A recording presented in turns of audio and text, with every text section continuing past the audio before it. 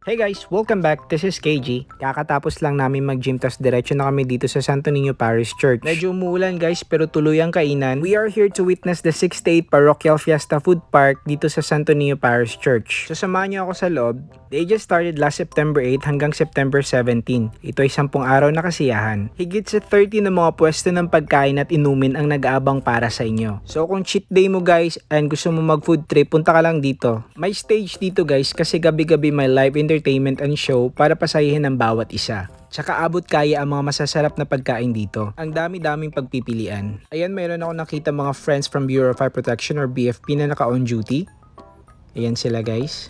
Dalawang batch ang mga pop-up shops dito guys. So yung unang batch nagsimula nung September 8 at matatapos ngayong gabi September 12. Sadly, this is their last night ngayon guys. So tomorrow, iba na naman yung mga stores ang pupwesto dito. Kasi tomorrow is the second batch. Mula September 13 hanggang September 17. Ang hirap makapili kung ano masarap na pagkain for this dinner. Until we decided na dito kami sa Ramen Joe mag-order. Nag-order din pala kami sa Sticky Fingers kasi gusto namin kumain ng chicken buffalo wings. Nag-order din kami ng 1/4 ng Tatas Lechon kasi paborito namin to. Tsaka yung dumplings ng Ramen Joe. Ibang klaseng food trip to, mukbang na mukbang. Pero ang dami naming na-order, gutom na gutom kami after workout. So punta na kayo dito guys, they're gonna be here until September 17 from 4 p.m. to 11 p.m. See you guys, bye-bye!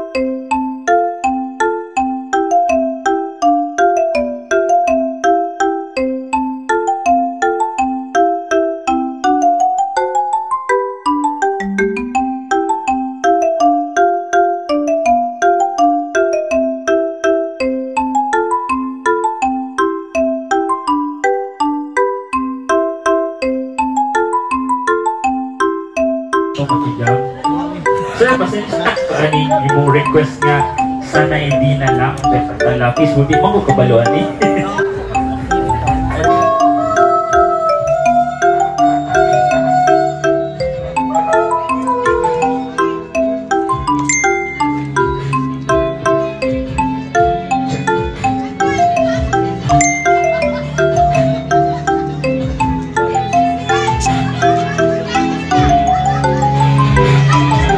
Rice dye.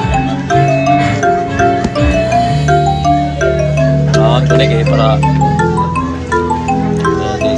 mainit pa.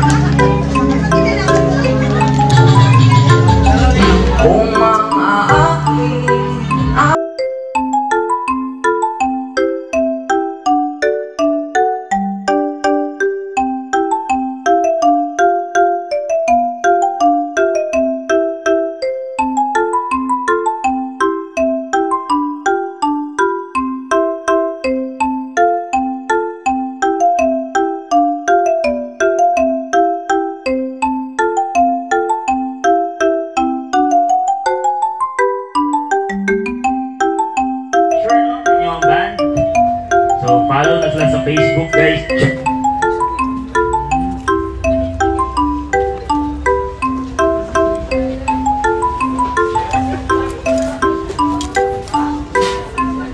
Dumplings ba niya?